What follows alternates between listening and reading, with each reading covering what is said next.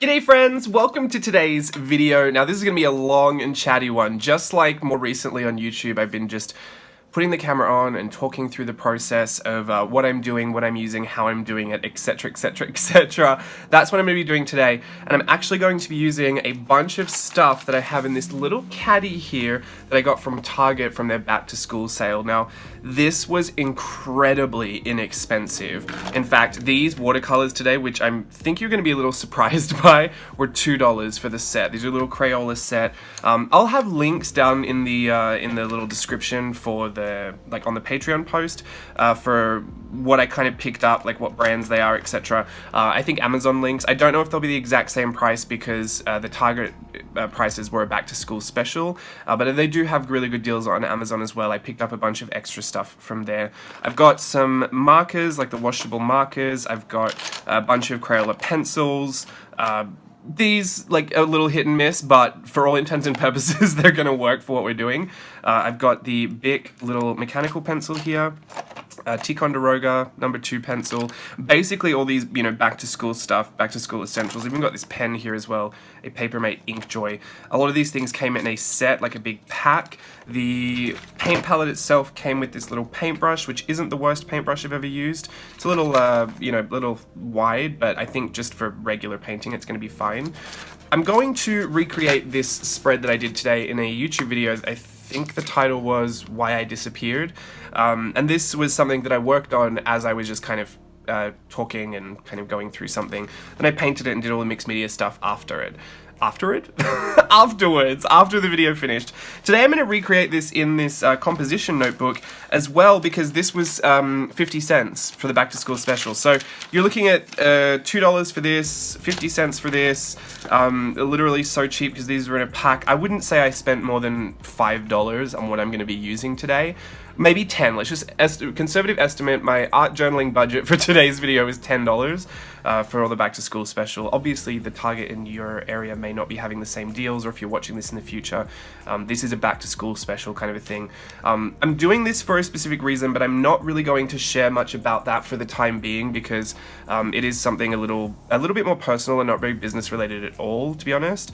But I do need to play around in this book. I need to play with these supplies. I need to get used to them, get familiar with how they work. I've done a bit of a test on this page as well, that I think I've filmed some stuff for the studio vlog. So August studio vlog should have a little bit of footage of me playing and setting up these little caddies. But yeah, I'm really excited. I'm excited because I know for a fact, I mean, these were the colors I managed to get out of this little palette here, and yes, it will kind of crinkle the paper a little bit, but it wasn't even that bad. And the fact that all these colors still had this really beautiful separation, I mean, they're a little waxy to touch, they're a little, but they're not powdery, so they don't transfer. I actually don't think these would be great to layer on top of with pencils, but, you know, look, it is what it is. They're inexpensive supplies, but I still think we can get a really good use out of them. I'm not encouraging you to go and buy any of this stuff, but if budget is something that you're looking into and you are looking to really, you know, flesh out a kit or try something new, these little watercolors, you'll see when we go through. I'll even, I'll show you a little swatch I did in this. This is on watercolor paper. This swatch here, these are the same watercolors. These are these Crayola watercolors. They're super vibrant, and they really do nice things on the paper. Even the markers kind of re-wet and had a nice effect going on as well. So I think we can actually get going with some of this mixed media. Like, I think this is a pretty good thing, and I believe the paper, the composition notebook paper, is why it's kind of a bit more glossy and shiny. The watercolor itself is, but I think the pencils would work really beautifully. In fact, they do. They work really nicely over the top on the watercolor paper. So just something to note, paper is really where you want to think about starting to invest your money from the beginning, because every medium you have will work better on better paper. It's just a fact. But if you don't have watercolor paper, you don't have mixed media cardstock, there's nothing wrong with using absolutely whatever you have access to. These composition notebooks are a Unison brand. I do believe most of them are pretty much the same, but I'm just going to go with the Unison brand today. This is a thin paper. It is really thin paper.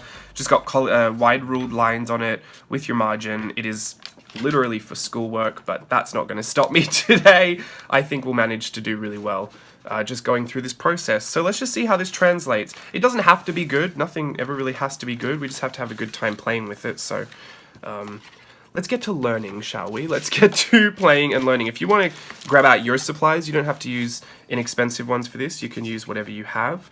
Let's start by dividing our page. You know what? I think we should just do one side of the spread. I think we'll do the left-hand side so we can do it really big and actually see the demo happening, you know, in good real time.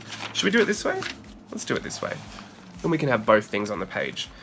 The thing that I like to do with these spreads, and I don't know what to call them yet, I think Windows sounds like a good thing to me, but it makes me think of like Windows 97.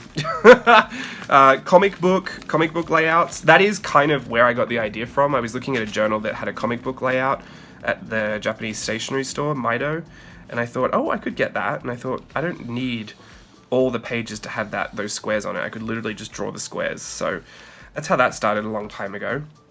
And what I do is I start by drawing out the frames on the page. I don't start with anything in particular, but I do like to leave a good gap, like a good margin between the outsides and the boxes themselves, because I think some of the fun of this little exercise is to have your images peek in and out.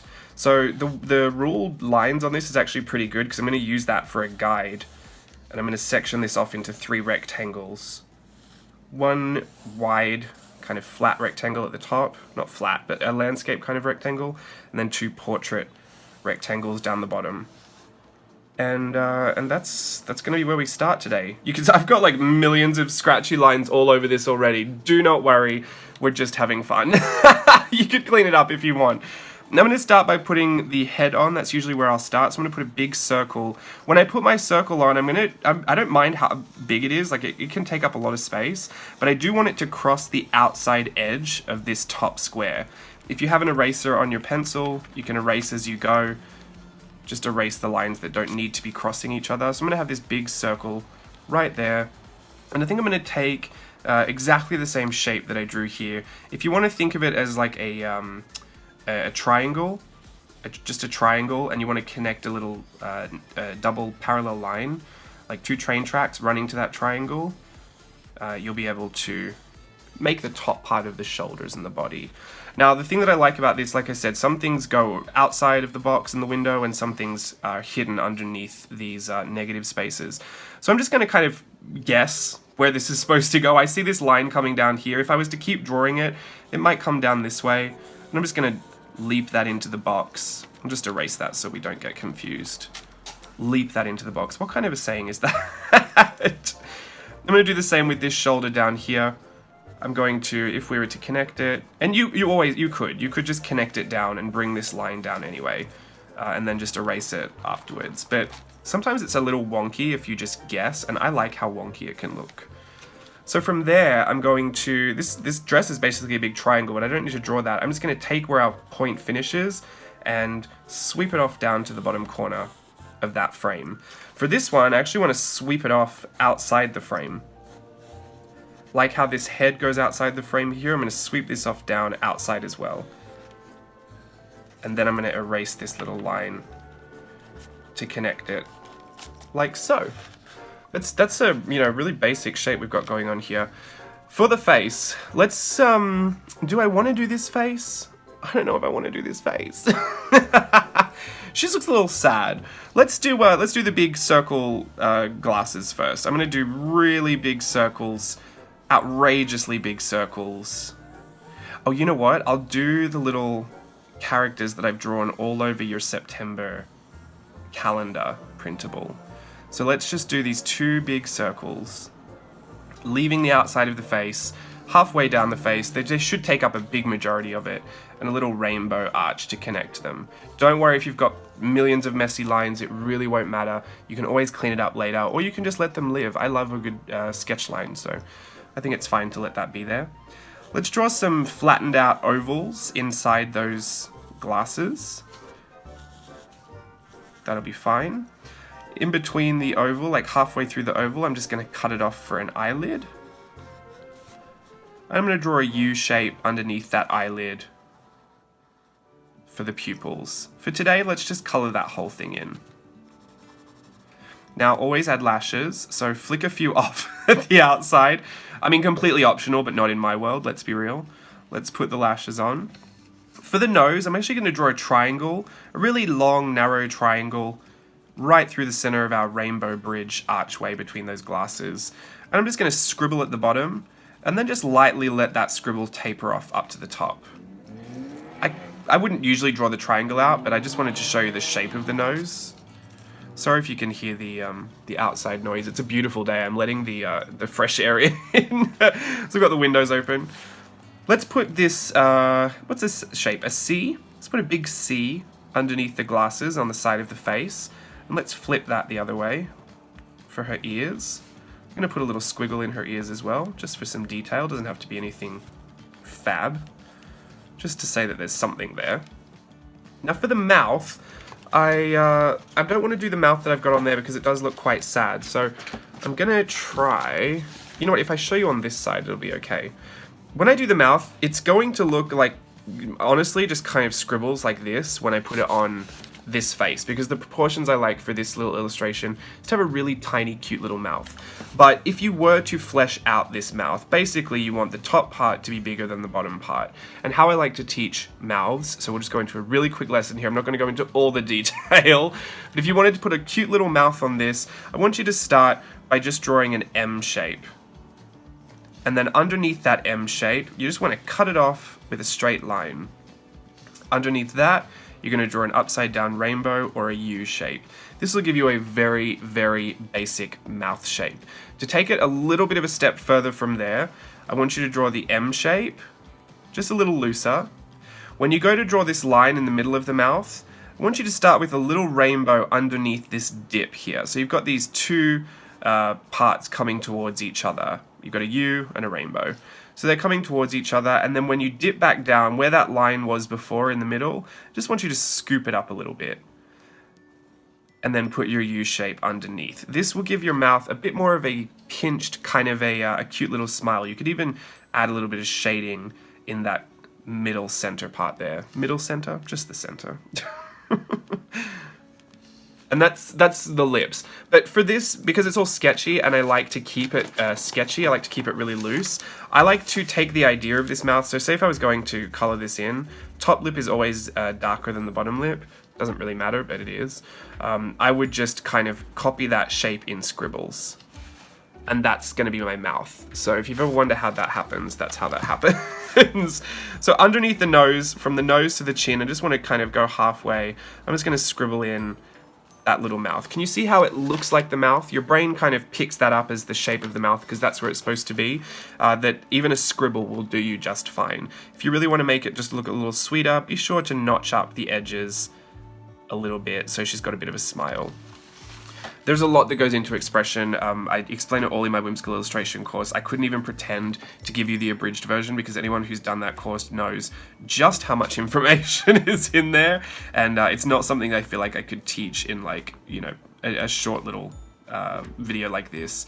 But this face will get you through today, especially when we add our mixed media. You'll see that there's a lot of fun stuff that we can do to play with it and add a lot of interest with either color or pattern or texture. It doesn't always have to be about the actual illustration itself for it to be interesting. So from there, I'm going to add a U shape kind of in between these two glasses. I'm going to add another U shape here and just off to the side, kind of like a scalloped petal, like a flower, if you will, just half a flower. And then I'm going to bring that down towards the outside of the eyes to the ears. This is going to be our hairline. We're going to fill that with some nice pattern. Just a really simple hairline. This hairline I have stolen from the Daisy character from Inktober. I have, oh pardon me, I've been having allergy attacks today, so that's been fun. All season really. I mean, I'm so allergic. I'm like a little nerd. My eyes are always closed. It's a mess. I always look like I've got allergies during the spring and summer, but anyway, we'll get over that. I'm gonna put this big bow on her hair, so I'm gonna start with a little square right in the middle of her head. I love an exaggerated bow, so these triangles couldn't be big enough for me, really. Let's just put these two big triangles on. And they don't have to be even, and they don't have to be anything more than a triangle. I know a lot of people say like don't erase or just exactly that. Don't erase. Try not to erase when you're drawing because you need to learn and practice. But I think it is okay to erase. I don't think it's okay to erase if as you're going through this whole thing, you're like erasing this little line here and then trying to redo that little line. And then you're erasing this because it didn't connect to that. So then you're doing, I think that is unnecessary, especially when you're sketching. When you're sketching, a lot of the sketch lines can live. When you go back to clean it up, you just pick the ones that you think work the best. It does take a bit of practice to discern which lines you should keep and which ones are the ones just in the way, but that practice you can only get from doing. So I wouldn't stress so much about it until you've really played with it for a while. I'm going to take this, it's almost like an upside down teardrop shape for her hair, and I'm going to do 3 of those. These are just my guidelines because I just want the outside part really. I just want the outside, and I don't want it to go in front of my bow, so I will erase those lines. I just want the outline. Again, it's kind of like a flower, but this one's just got a much bigger petal in the middle. Oh, here come my allergy attacks again. Excuse me. Goodness me. I knew it would happen when I turned the video on, because I've been fine for about an hour. Next step. We want to put on a little U shape on her neck, and I'm going to add 2 little scallops underneath for her collar. I know she has a triangle collar, but we're just changing it now. We're just having fun with it now. I'm going to bring a line down through the middle of that collar. I'm going to bring it down again. So remember, we've got this window down here, so I don't want to be drawing anything in this space. So I'm just going to bring this line down all the way down to here.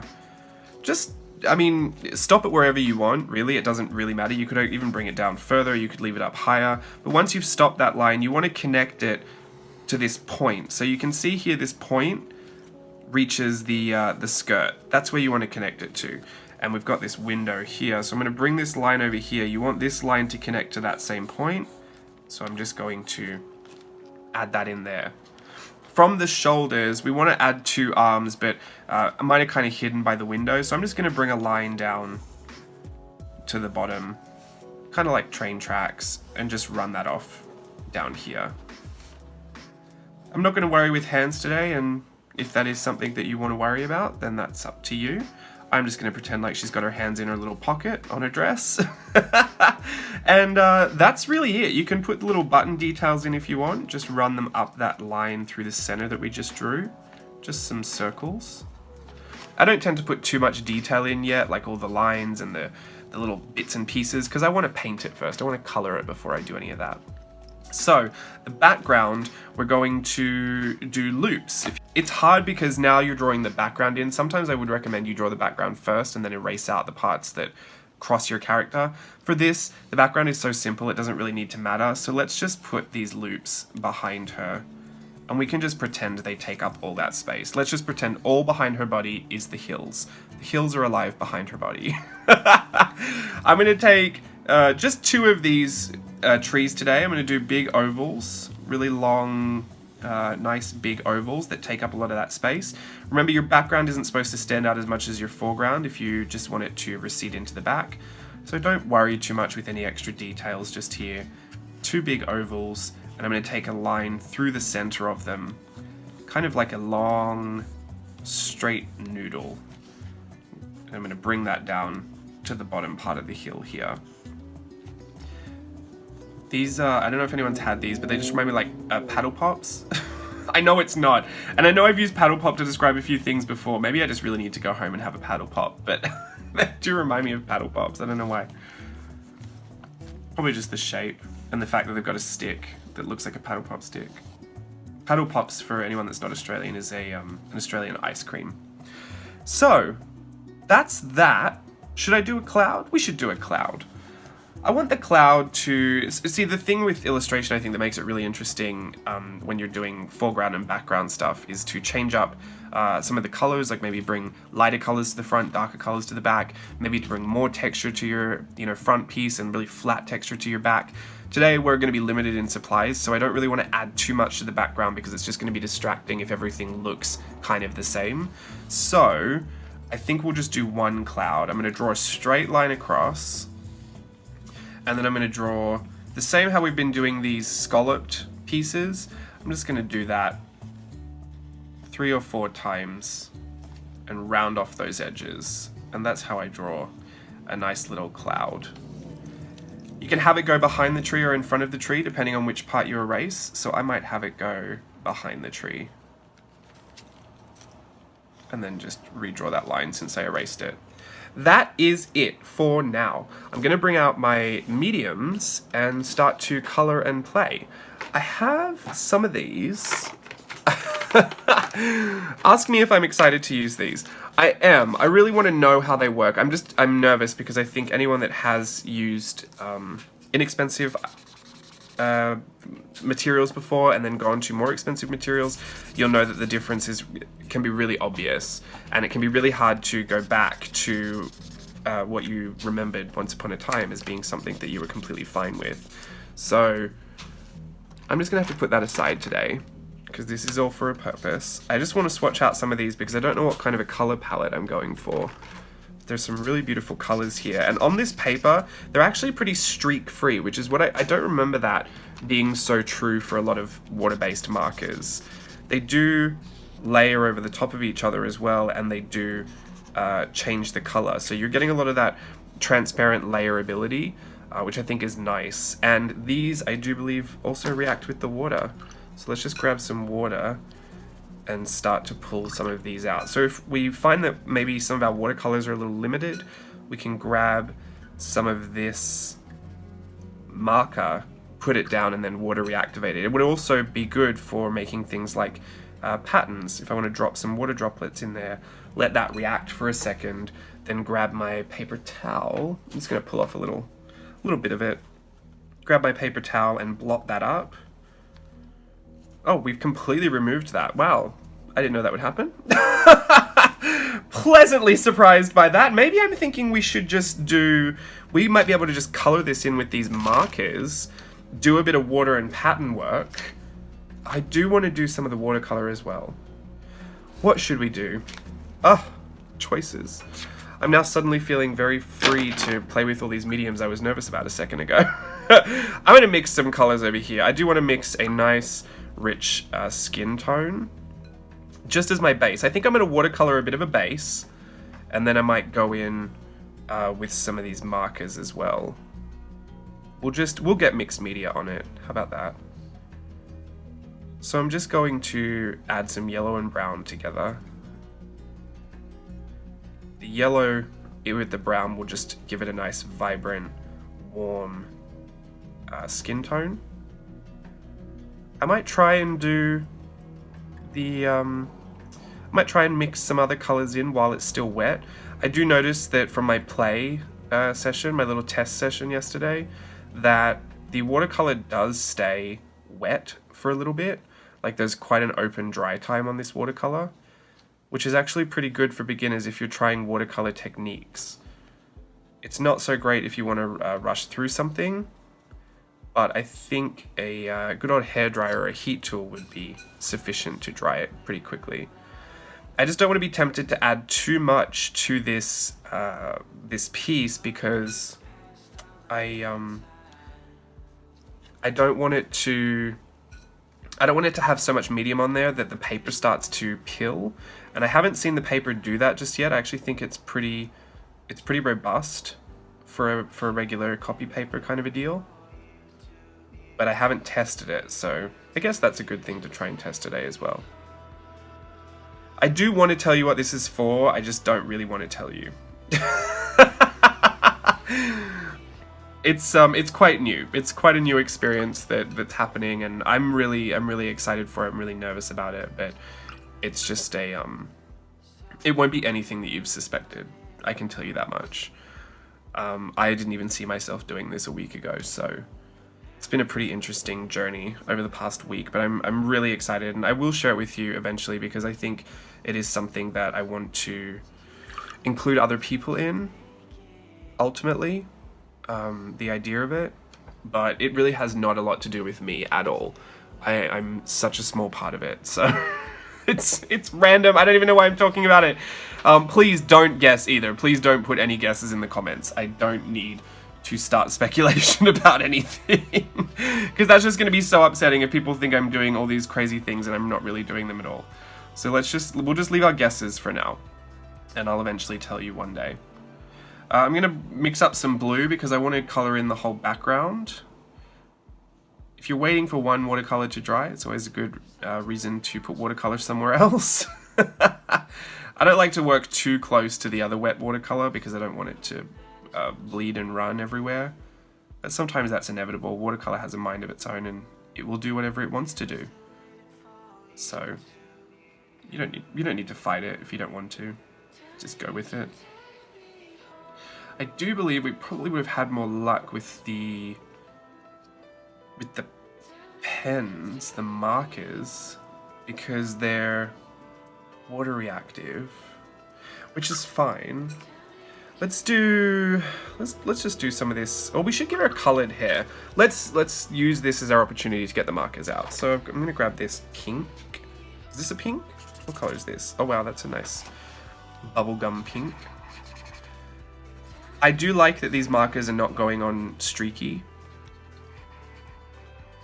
It's not like I have anything against streaky markers, it's just usually it's a sign that the paper is about to peel, and I don't want that. Because there are many happy accidents you can have while using mixed media, but peeled paper is one of those ones you can't really come back from. If you can, I'm not aware of the tricks, tips, and techniques that I need to employ to do so, because I've never had success coming back from peeled paper. Right, so I colored in the hair pink. I'm also gonna color in just the outside and inside corners of the eyelid. I do like to leave the middle part open. It creates a bit of a 3D effect, and it's also a makeup trend known as a halo eye, which I actually just think is a really fun look. So I'm going to grab some water and just activate some of that marker, still leaving the inside of that eyelid white.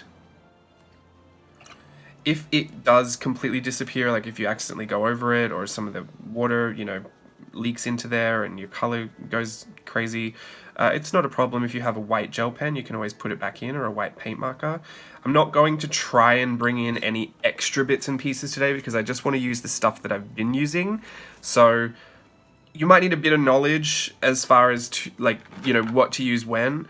A lot of our mediums today, water reactive mediums, are transparent, and therefore you really want to be working in lightest to darkest. So I wouldn't want to bring in a really dark blue, put it everywhere, and then think, oh, I need it to be a bit lighter. That's kind of really difficult with water reactive mediums.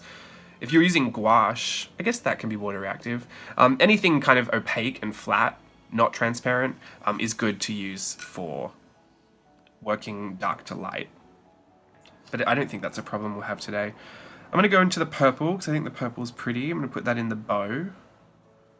I think I'm going to become a little less precious about the painting for a moment because we're going to go back in and add a lot of pattern. So the painting for me is just about putting color down. It's not about being neat anymore, is what I've decided. I'm going to grab the green. Oh, I almost started quoting the Grinch then. It's not time. It's not time. It's almost time. Halloween is like a free-for-all for me. It can be Halloween and Christmas at the same time, kind of. Not really, but I'm allowed to start getting excited for Christmas at Halloween time.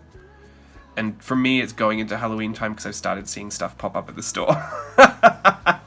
So I'll let you figure out what I'm implying there. I'm excited for Christmas, that's what I'm saying. I just love Christmas. So I'm going to put this green on and color in our heels. I want to be able to do some of these water techniques with the marker, so I think I'm going to color in the rest of the body with the markers.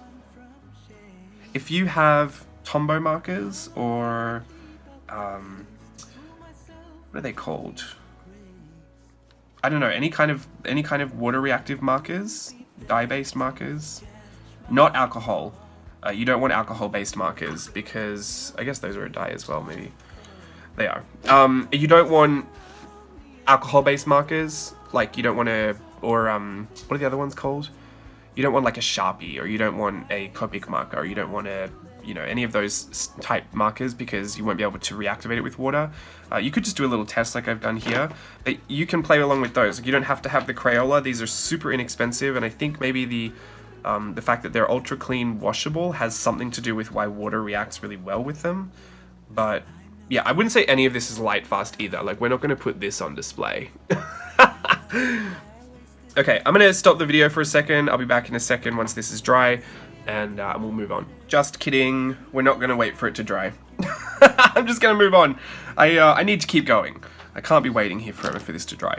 And I think the point is, like, I do need to know if all of this stuff, you know, I'm not going to have a heat tool when I'm actually doing this, so I need to just work with it. And we can get it all wet and then wait for it to dry. Like, I don't want to, we don't need to wait in stages. Let's just decide that this is going to be what it is. Some of the stuff will bleed and run, but that will just add to the charm. If we decide that, then we won't be upset if it does that. Do you know what I mean? We have to speak our new expectations into existence so that we're not upset about it. And there's nothing really to be upset about. I mean, look at the drawing. It's a simple drawing. It's a fun style. We're learning something new. I'm practicing something. It's a win-win all around here is what I'm thinking. Orange? I like orange. Let's go with orange. These are so vibrant. I am truly shocked by that. And they're not streaky, which I'm obsessed with. I guess when they dry, they might be a little streaky. But look at that. I wonder how much of a life these have. Like, I wonder how many pieces I could draw with them before they fell apart. I've seen some people do brush lettering with this too. I'm not very good at brush lettering, but let me just see. Thin on the top, thin on the way up, thick on the way down.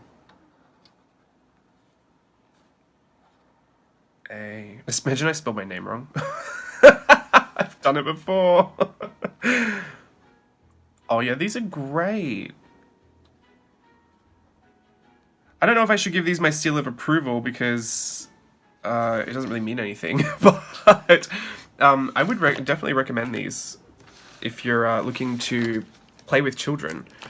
These are a great, inexpensive tool that I think we could actually get a lot of use out of. So we've done orange. What's a good thing to layer with orange? Probably a red, right?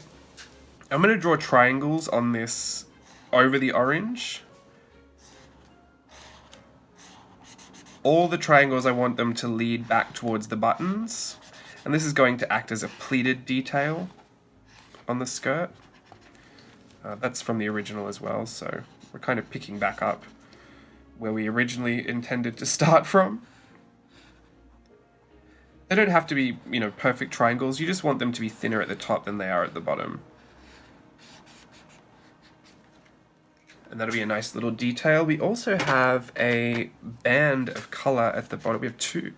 No, just one. We have a band of color at the bottom of this dress. So I'm gonna move some of this out of my way. I'm getting so caught up already. You know I like to move my book around as I'm creating. I'm gonna bring some of this color to create a stripe at the bottom. So I want to run parallel to the bottom of the shirt. So if the shirt is going on this angle, I want my stripes to go on that angle as well. But I'm not going to do a big one on the sleeve. The sleeve, I'm just going to do a short one and a stripe. On the shirt itself, I'm going to do a big one and a stripe. So if you're going to come back this way, our line is coming down that way. So we want to go parallel to that. And that will help keep the visual consistent with what we're looking at. Because even though things are, you know, even though this image is very graphic and very simple, you still want a lot of what's happening to make a bit of sense. If you're putting too many, you know, skews on everything, if you're really trying to stretch the scope of imagination on every single element, that's when it becomes really hard to read. There's such a delicate balance, and I can't tell you because it is personal preference. Like, I can't tell you what's right or what's wrong, but I just let you know what goes through my head when I'm thinking about it. Oh, pardon me, I'm gonna have a sniffing fit. I'm gonna have a sneezing fit. Oh, this is real. Every time you see those perfectly edited videos that perfect is such an interesting choice of word for there. Every time you see those videos, the reality is I have been sneezing, there's been cats fighting, I'm like either roasting hot because I'm trying, it's just a mess. Like I'm always a mess behind the camera. It's rare that I'm ever put together. All right, let's put purple dots in her hair. She's gonna have purple polka dot hair to match her little bow. This is also a technique that I've explored in whimsical illustration before, where hair doesn't have to be hair. I like to break things down into shapes, and if I don't want to draw every single strand of hair, I don't mind putting a pattern in there. I think that's a really effective technique. Oh, she's got glasses on. We need to give her glasses some color. Let's go for this really bold color here. I'm really going to use the angle of that marker to dictate what shape those glasses are. And this is what I meant about, like, don't fuss about all of your sketch lines. A lot of them will disappear once you start to add things over the top, because this is such a bold stroke and such a bold effect. You're really not going to be looking at those sketch lines anymore. You're going to notice the boldness of that red or pink or whatever color that is. What color is it? Raspberry. What's this called? Tropical violet. These are pretty names. Wild orchid. Coral reef. These are pretty names. I like that.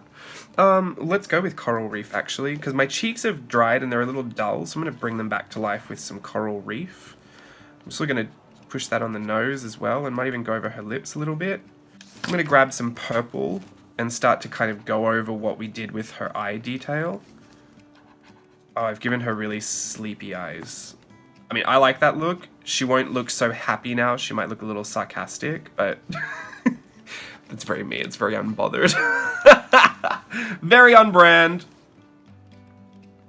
I like this look. It's very like, huh? If you know what meme I'm referring to, you get an extra 50 points. I'm going to reactivate some of that ink with the water while it's still soaking into the page there. Now, we're using inexpensive supplies, but a lot of your supplies that you have will actually work this way. In fact, I'll grab a Tombow marker and just show you. Oh, I've got this as well. So this is a Miniso aquarelle brush. So this is specifically designed to be able to, when I say specifically, I think they just called it that, but you will be able to reactivate this with water. You also have a Tombow marker. It is water-based, and so you'll be able to reactivate that with water. So, and it will do it to varying degrees. Do you know what I mean? Like, this might be a more vibrant pool of color, and this might have multiple colors in the dye and pull out a really interesting effect. The Crayola ones are doing exactly what I thought they would do, and they're bleeding soft versions of that color, because they're not like hyper concentrated colors. They are very inexpensive, so you wouldn't expect there to be a huge amount of payoff for reactivating some of this color. But it is still interesting, and I think, the color is down. If I can see the color, that's fine. I want to be able to pull texture and pattern in there as well. Can you see how when you add water, you start to get some really interesting textures around the eye? That is an effect that if you go over and over and over that will start to be really, really interesting. So that's what I think you should definitely try and play with when you're reactivating some of your inks and your markers and your pens and pencils. Pencils, can you reactivate those? Oh, I guess watercolor pencils. Let's go for a tree. I've got a limited supply of colors in this, so should we do red trees? Red trees, blue trees, pink tree. Let's go pink trees. I'm just gonna put that on here. I'm actually gonna do a bit of an experiment. I'm gonna go for a few colors, and then I'm going to reactivate the whole thing with water, just to see what happens. Dead curious to know. So I'm going to grab my brush. I'm just going to sweep that over. I don't want to mix it up too much because I don't want to muddy it all up. I did put a yellow and purple in there, probably a bad choice. It's okay. Alright, we'll let that do what that does. whilst that's doing that, I might actually run a blue for the stick of the tree. I'll let that bleed in as well. I am just so shocked that these watercolors are $2 and that they work really well. I think I should do some play in my watercolor journal as well, just to show you what they're like on watercolor paper without all this crinkling and stuff, or the warping. Oh, I've got a cloud as well. What color should I do the cloud? Let's do a purple cloud. Purple watercolor cloud. And we can drop some blue in there as well. I like the blue and the purple together. They're very vibrant. We can just let them sit there and mix and play together. Okay. The last thing we have are the buttons on the shirt and the collar. Let's do that with a marker.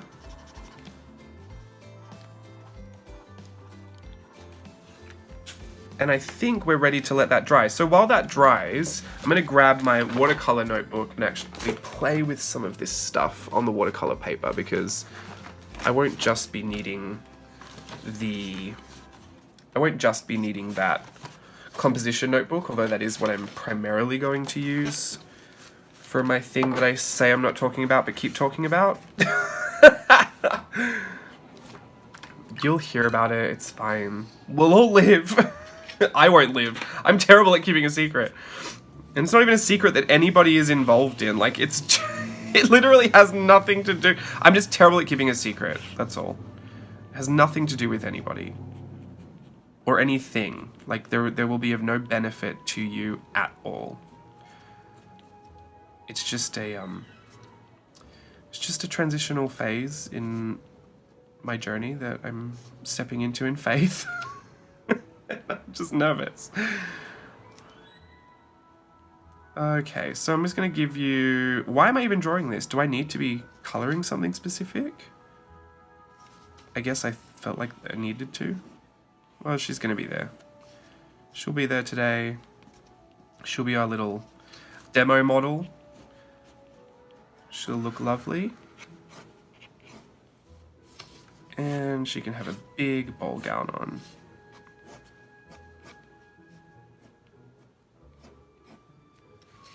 And we'll do the same hair, the same scalloped hair.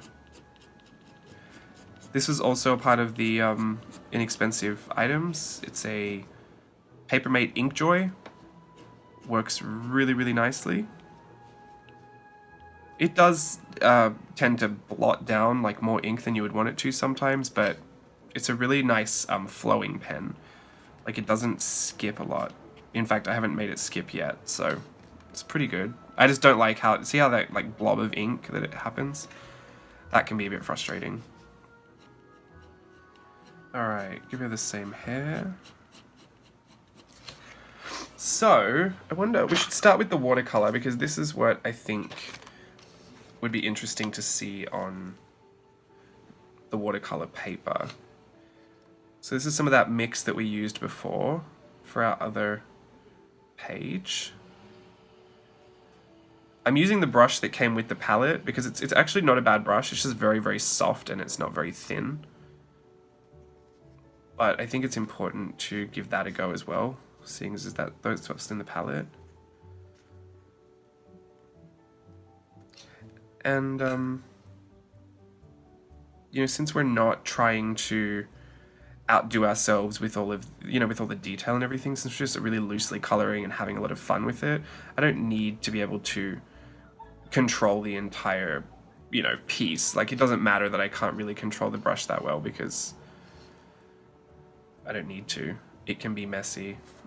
And sometimes having a brush that's harder to control is like when you're sketching and you have a pen that's harder to control, like a brush pen or something. It can actually loosen you up a lot, because once you realize that it's going to be too difficult to just keep worrying about it, you just kind of let go a little bit. And that's a nice way to force yourself to do it. So that's what I'll do. I'm going to wet this area and I'm going to bring my color in a little bit more saturated and just drop it in. Just watch that feather. Might even bring a different color in. I'll bring the red into the top. And kind of add some extra water to that. I like the orange hair. I think that's sweet. I wish there was a pink in this watercolor palette. I know that's asking for the literal world, but I just wish that there was. So I'm going to use the marker on this watercolor paper and see how that performs. It's a little bit more streaky on this, but it's fine. You can use that to your advantage as well. You can use the streaks as the texture, like the point of interest for your image to add some texture. But I want to do some of that blotting up that we were doing before, so I'm going to grab my paper towel and just paint on some striped patterns in water. And I want the water to sit there for a little bit so it can really activate the dye and get it to lift. You're already seeing it start to happen there. And we will essentially bleach our image, which is just a fun technique to play with. Put that on. Oh no, I think I blotted out some of the face. I probably could have left that down for a little bit. It will, the marker will still sink in more into this page than the other one because this is watercolor. It's meant to, you know, let that soak in and really accept the medium and the water and that the dye and the pigment. The other paper, it's not coated, but it's thin, and I mean, I guess oil papers are kind of coated, but it's not. It's more of a slick surface than this watercolor paper, which is meant to, you know, really attract the water and let it soak in. The other one, the water will sit on top, so you'll have more time to play with that medium. Like the dry time is longer. It's going to take a lot longer for it to really sink in. But I'm going to go around the face with some of this darker brown, just to kind of add a bit of dimension to the face. I'm not doing any kind of specific shadow and highlight pattern. I'm just pushing it around. You want to be a little careful. If you take it too far up the face, you'll start to look like you're putting a beard on, which is what I just did. So now I'm scrubbing it all over the face. I'm just going to call it another layer. That'll be fine.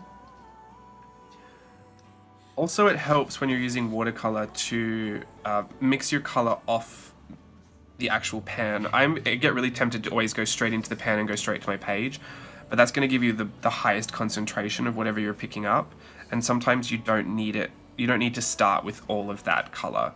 You might just want to do a wash to figure out where you're going to place it, and then you might want to go back over the top and introduce another color into it, so while it's still wet, you can still feather out some more color. So I'm just going to give it a light wash over the top with the color that I just used, so I'm really building in that intensity and the tone.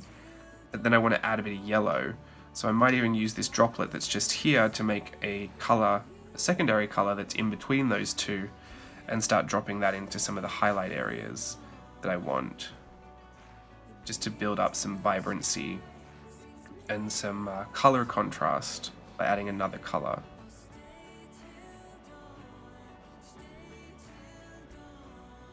These will not work like expensive watercolors, but that doesn't mean you can't get them to do a lot. Sometimes I think sometimes we're so lucky that we get to play with all those expensive things and they do so much of the work for us. It becomes really daunting to think of what we would do if we had to create it on our own.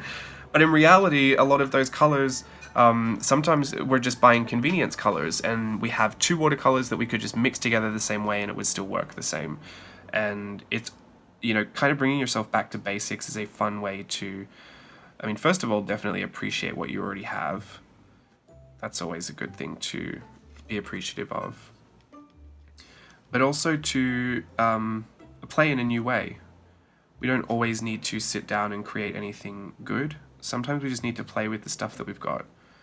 Or we just need to enjoy ourselves of an afternoon. Sit down and hone our skill at something. You know, it feels good as humans to practice something and to become better at something. It builds on your confidence, I mean, obviously, but I think sometimes we take that for granted, like what a good thing it is to build on your own confidence. If you come to a table and sit down for 20 minutes and play with paint, and you walk away feeling more confident than you did than when you sat down, that is a good thing. Like, you are better off for it. You will step out into the world better having done that than not having done that. You know, sitting down and watching television for 5 minutes. Which is also fine too. Like, don't get me wrong. I'll do both. I'll sit down at the table for 20 minutes and then I'll watch television for 20 minutes. No, I wish, but it's a really good thing to work on your skills. That sense of accomplishment, that sense of satisfaction is something that is very valuable to take with you just down the road. You bump into a friend and you're more complimentary because you're feeling better about yourself. It's that simple. It's that linear, and you know I like to be very linear. All right, let's risk it all by putting some of this marker on whilst we've got wet watercolor. Now the watercolor is it's not like a gritty or granular or powdery formula. So I'm actually thinking that it won't destroy these markers even if I run over wet watercolor. So I'm just going to leave that. I might clean off my marker by adding some extra stripes to all of the bleached areas that we had in the dress. And so what we're doing here, this is a really important thing to know. This is, I mean, not really, but you know what I mean. If you're one of those people that always looks at something and thinks, wow, that looks so involved, that's so technical, or that's so complicated, a lot of the time what you're noticing is just multiple steps. And this happened for me for the longest time. I would always think, like, why can't my work ever look like that? Like, why can't I look at it and think, wow, that's so involved, or like, wow, that person has skill?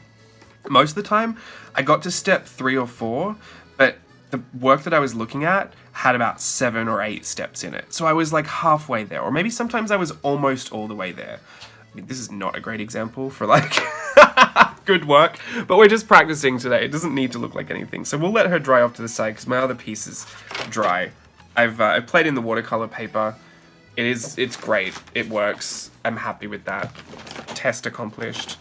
Oh, see here, like these watercolors have bled together, and there's such a beautiful texture and pattern to that. We could just put, these were the markers, weren't they? I should probably play more with these. I'm going to draw some circles over here and just reactivate these with water and see what happens. I'm going to put a few different colors in each, and then one of them I will actually just do it with, watercolor. So I'm going to put a red and a blue in the last one. This can be water. See what happens there. This, I wonder if I can I'll just do stripes on this one, see what happens. I'm in play mode now. It's over for everyone. It's over for you guys. You're going to sit here and watch me play now.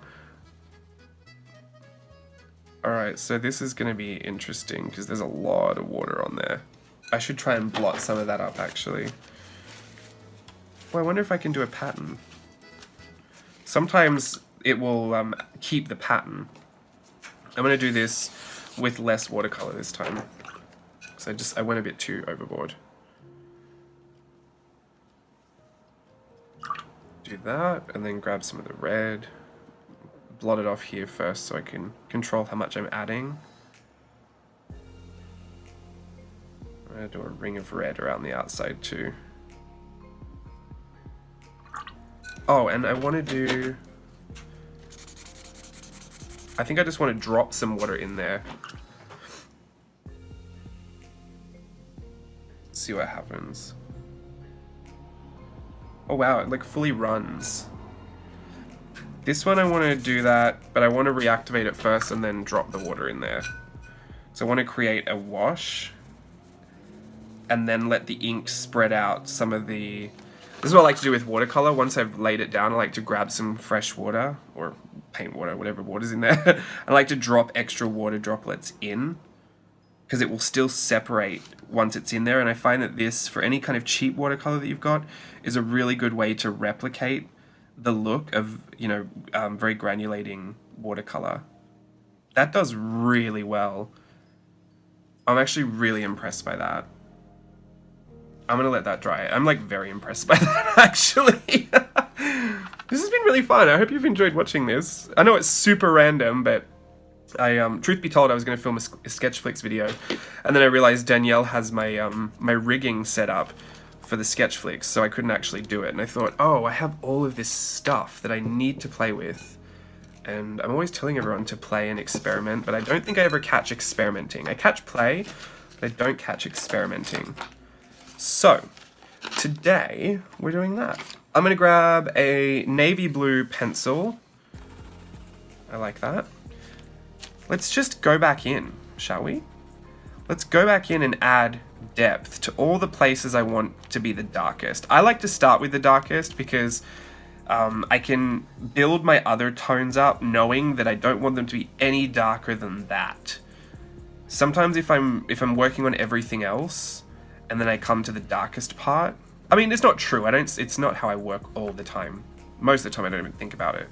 But if I'm being careful, like I know my supplies won't be able to do much or stretch very far, I think it's important to know like where the darkest parts of your image are, because they will attract probably the most attention. For me, I love eyes, so I'm going to try and put the darkest parts in my eyes. And for me, I'm going to use a black pen. This will literally be the darkest part of the image. So when I'm working around the rest of it, I know not to make anything that I'm working on look darker and pull more attention than I've already pulled to the eye area. Does that make sense? Maybe the eyes are not somewhere you want to pull focus to. Maybe you want to pull focus to the hair, in which case you would make the hair the most worked on, bold part of the image. Oh, she hasn't got eyebrows. I knew something looked a little off. What color is her hair? Pink? I'll give her some pink eyebrows. Like the mouth, I like to scribble in eyebrows as well. See, here's where we're having a bit of a struggle with the pencil over the watercolor. It's only a light wash, but I'm still noticing that it's not, yeah, it's really not picking up very well over the top of that. Perhaps I might have to go in with the pen, which is not what I want to do because I don't really want to put pen everywhere. I could do it with the pencil. Pencil though, when you start to push too hard on the graphite, you'll create a sheen, and you'll also risk smudging everything. This pencil's not that bad actually for sheen. I've seen worse. I could probably do so. I don't love to shade with graphite though.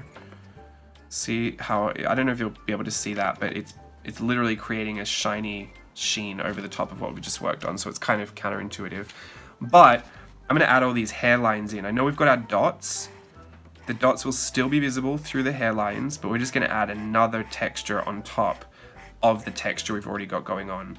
We've got that kind of, you know, slightly streaky light pink, and then we've got those beautiful little purple dots of varying shapes and sizes, and now we're going to have the hair detail over the top. So this is, you know, this is the hair on this piece, but there are three distinct things going on here, and this is what I mean about, you know, maybe you stop at stage 2 and maybe you wanted to get to stage 8. You can push it way too far. In fact, there's a good chance you will for a long time, and probably forever, because we all do. But it's better to practice this while you're playing than when you're in a headspace of, oh, I've got to do something really good and it has to look good and it has to be this and I really want to finish this well and I want to make like this drawing's too important for me to stuff it up. You don't want to start practicing and playing on that. So for an exercise like this is a really great time to start playing with all those ideas that you might have had, you know, once upon a time. I'm going to grab the marker and work over the top of the watercolor, and I'm going to add stripes to this. So essentially what we've done is in my mind it seems like we've screen printed the color on, but the color, because it's watercolor and marker, activated marker, is textured. And now that we're going over with all the details, we're going to start to bring structure back. It's like we're putting the overlay over the color. And this is where you will start to bring in a lot of, you know, visually appealing, very interesting kind of elements to your piece that people will look at. They might not love it, but they'll look at it and think, wow, there's a lot of work in that. we do with the glasses? I think I want to just darken up the inside rim of the glasses and possibly put a pattern in them. Should I put a pattern in them, or should I just let them live? As I'm using some colors, I like to bring them into the eye as well. I don't know why, just almost every color on the piece I like to appear in the eye in some way. Eyes are so much fun to add a lot of color and a lot of depth to. It may seem like a small area of your piece that you won't be able to add much to, but I mean, you can really fit it in there if you want. If you're committed to it, you can get it in there. Give her a bit of an orange eyebrow, maybe. Just to punch that out. And add some of the pink to her cheek as well. Maybe even the top of her ear. This is a very typical way that I would color something that is very textured. Just a free-for-all.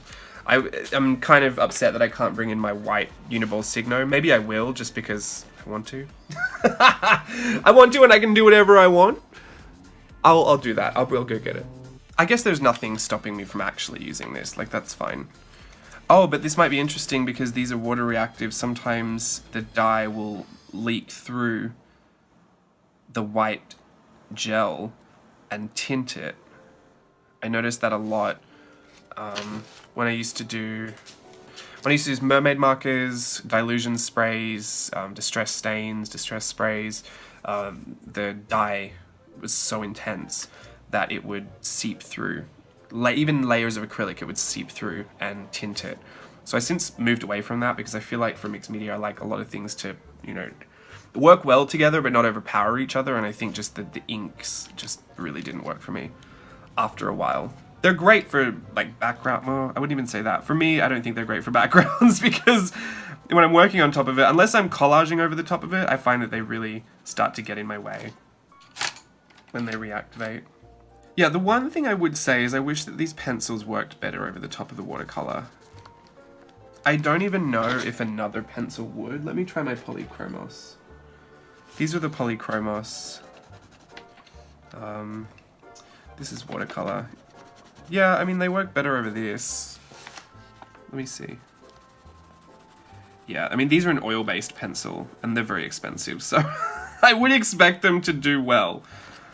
But I don't want to use those because I'm not going to be using those. So I'm just going to use the white gel pen because I need to. I'm going to add a few catch lights into the eye.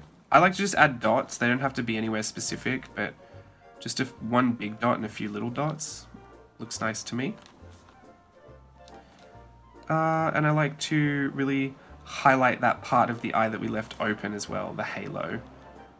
Sometimes bring even like a little few dots up into the eyelid area, up to the brow, and even below. Some on the nose. Sometimes I'll just dab those out a little bit, just to mute them. Some on the lips. I really like to dab those ones out. In fact, sometimes on the lips, I'll put them on there, but I'll actually go over the top of them with a color, because I like them to be lighter, but I don't want... sometimes they just look like milk. It looks like dried milk to me, and I can't get over it. I can't not see that. So I'll just tint the white highlights on the lips so that they don't bug me. Oh, since I've got my white, maybe I can do my my pattern with this. I'm thinking scalloped because I've got these shapes going on. So maybe around the eyes, like the inside or the outside. Let's go the inside. That'll be nice. I'm just gonna do a little scalloped pattern around the eyes. The glasses, sorry. Yeah, it is tinting the white gel pen. It's fine. We can just pretend we used a light pink gel pen to do it. Yeah, so there's another element we've got going on.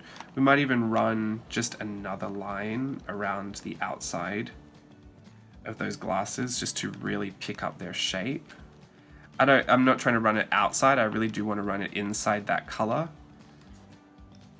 It won't do much to the shape of it. Like, you're not going to look at that as an overall image and be like, oh no, I've restructured it. It's just going to re-establish when you first look at it. Oh, there's some big circle glasses.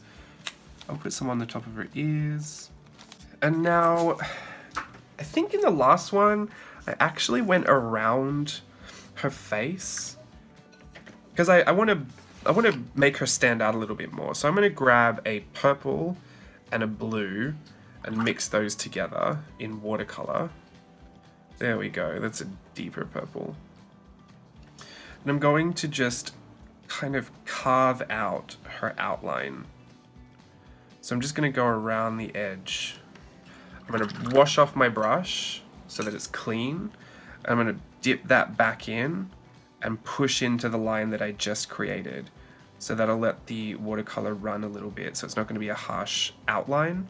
It will just feather into the background. Now this isn't watercolor paper and these aren't expensive watercolors, so who knows what it's going to turn out like, but I have faith. But again, I'm going to dip back into that bluey purple. I'm going to run this down the side. I don't want to go outside of my windows. And clean my brush off so that it's completely clean and wet. I'm going to draw, sometimes it's hard to go straight into the line, so you might want to draw a little bit of a line around where you're moving into and then go and catch it. And it will start to bleed into that wet area. You can even help it along a little bit if you want to. I'm going to do it on this side as well. If the watercolor is too scary to do this with, you could just use a dark pencil and just shadow around it. But I like the watercolor. It's unpredictable. I think that's more fun. There we go. So, I mean, there's definitely some depth and some interest building up here, and considering we've used a $2 palette of watercolor and a pencil and some cheap Crayola markers, like, and in a 50-cent notebook nonetheless, I think that we're really getting somewhere with how much we can make work. I think even like some of your actual expensive supplies would just work really well in here. This doesn't buckle a lot as much as you would think. If you've ever done watercolor on Tomoe River paper, this is not as bad as Tomoe River paper for buckling. Not that it's bad, I actually really love it, but you know, some people don't like it. I think we might just leave it at that. No, lies, fallacies, and fairy tales. I want to put polka dots on her top. I said I was gonna try the bleaching, so I better try it. I actually don't think I would need to blot it up. I think if I just left the watercolor there for long enough, it would just separate the color itself. Because that's what it did over here. But maybe because this is a lighter color, it won't work as well. I don't know. Let's just be ultra and do lines, like horizontal lines across this one. And this is great for the ruled lines as well. I'm literally just going between two of the ruled lines to keep them parallel so I don't have to measure anything out. You can see that the ink is reactivating and moving into each other. I think I'll have to blot this one up. I don't think I could just leave this because I've dragged it. Alright, let's grab our little paper towel. Gonna try and just do that here without ruining anything. Yeah. The orange did a really nice job leaking into that blue and green, and I'm confused because usually that should make a really disgusting mud, but the orange is so vibrant in there. That's really interesting. Yeah, these work unlike anything I've tried before. Except for, you know, for this, but I only have the neutral kind of portrait palette of the Tombow markers, so I'm not used to seeing all the colors doing what the colors do. I'm only used to these really neutral tones mixing about and doing their thing. There we go. That's the bleaching I was looking for. Fun part about that is that now you've bleached up some of that, you can actually add extra pattern and extra color in between. I don't really want to use the black, but it's probably the only thing that's going to work right now, since it's wet. I might use pencil if it were dry, but that can be an extra part of your patterning and your texture. Again, adding another step, another layer of interest to an illustration that might look really seemingly simple, you know. If you stopped at step 3, you know, you're looking at something very, very basic looking. But the more you keep going, the more you keep adding and finding how much of a blend of color, pattern, texture that works for you, that is pleasing for you to look at, that you feel good about, the better you'll be at just being in that process and just throwing yourself into it, saying, I know I've got, you know, these many steps to accomplish today. I'm not going to stop until I get there. Let's have some fun. And I think you'll be able to manage. So anyway, I'm starting to ramble. I literally heard myself say all of that, and I don't even know if it made sense. That's that. That's that on that. I think we did really well, actually. We should all pat ourselves on the back for this one. I think we did really well. This was the piece that we were following along with, that we were copying today. We've managed to give it a really good go. I think I'm very happy with that. I know it looks very different. Maybe if I'd tried it again in here and was a lot more careful about the process, I could replicate it better. But to be honest, it wasn't really about replicating it. It was about using this so that I could practice with all these new mediums that I'm using. The $2 Crayola watercolor, the Crayola washable markers, Crayola pencils. Crayola pencils, bit of a miss for me, but I still think if you were going to color that whole thing in pencil, it would be great because there's lots of beautiful colors here.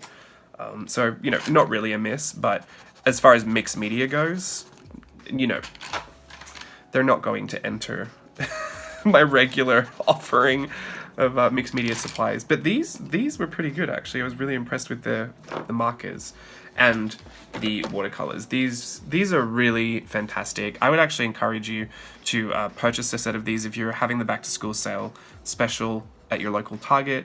If you have a child, if you have a family member that is getting into it, these are really super vibrant and they do work very well. They're not, you know, as with everything that's inexpensive, they're not going to work like, you know, a Daniel Smith to work or, you know, a Schmincke to work. But they are pretty, I just think, like, I know that most of us started, from what I remember years ago, most of us started watercolor with those really chalky, round, you know, the set. I think Amy Tangerine still uses one of those sets. I despise those sets. I've found a bit of a nostalgic love for them, just because I think, like, you know, I remember the day when I was using those, thinking that was watercolor. They work against you in so many ways. It's really hard to do mixed media with them. You can do more with these than you can with most inexpensive sets. I know I did the Handmade Modern set from Target. That was also a really good set to work with. But these you know, that one I think was still, what, $15, $20? This being a set for $2, you really can't go past it. So I'm just putting that out there for anyone that's looking for something inexpensive that has a really great vibrant payoff, that has a good color selection. Like, if you mix these, we did manage to come up with all these really beautiful tones. So I think you've actually got a lot of colors to play with there. They work on watercolor paper, which is an absolute bonus. Here's what we did earlier. It's still drying. I would say that I kind of went a little overboard with this. Just a little. How about we just crack out some more of this? I mean, you saw the play that I had before with the watercolor, but if you really just wanted to get a good look at how these work, I'm just gonna wash that in, pop some of those dots of water in there to fake some of that pooling and blossoms and granulation. Possibly bring in some purple, do a bit of color mixing. We'll mix it on the paper. Let's put the blue in there. I mean, the colors are so vibrant. I don't understand.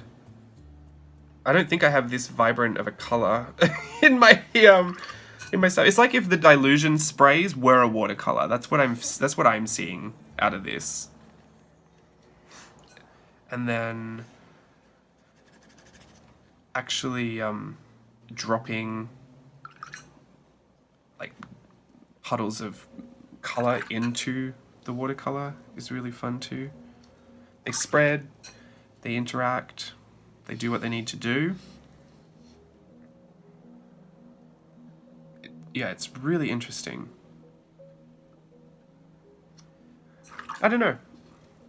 I mean, I don't want to recommend it. I don't think you need it. But if you're looking for a really inexpensive watercolor palette to play with, brush letterers. I know brush letterers really, like, I guess what I'm thinking of is like that Amy Tangerine palette, not the palette, it's not her palette, but the one that she uses, I think a lot of people use for brush lettering because it's a good introductory palette to watercolor.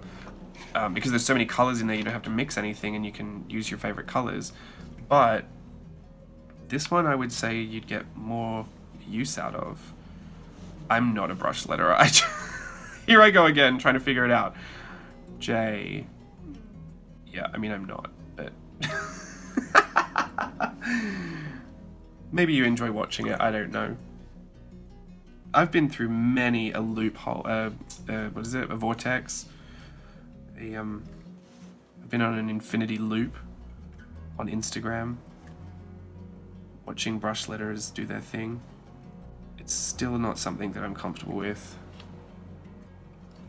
but that's what happens when you don't practice something. You don't get better at it just for thinking you might get better at it. You actually have to practice it, but I don't practice this.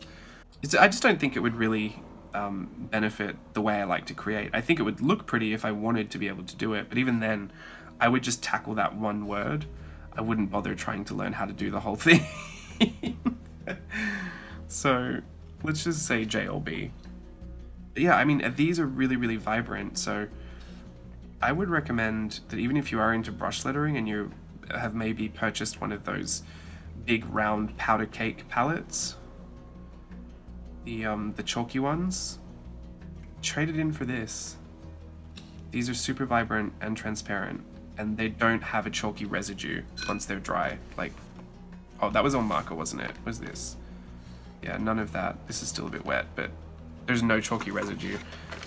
And they're super vibrant. Good rainbow colors. Why has this become a full watercolor review for Crayolas, $2 watercolors? This is the large set. This is like the 2 times the color set. There is a smaller set with the round, like the oval palettes, but it's the same thing. I think it should be. Oh no, I'm really nervous. I ordered the round ones. No, I think it's the same thing, because this just says 2 times the paint of the other set, so it's just the same thing. Anyway, I'll leave you with that. Thank you so much for playing with me today. I hope you were able to follow along with that random wannabe tutorial. I hope you enjoyed watching some of the experimentation, some of the play.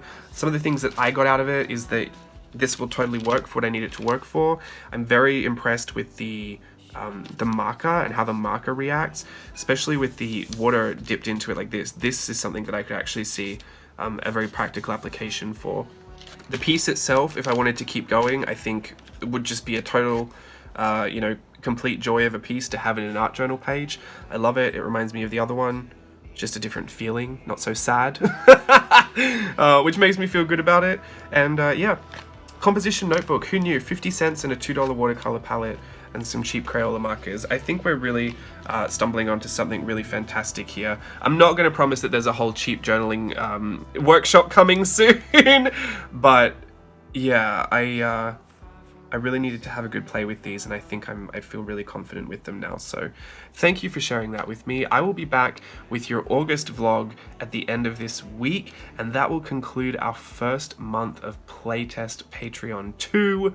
Playtest 2 2019. I cannot believe it. How did that month go by so quickly? I'll leave you with that. Until next time, thanks for watching. Bye.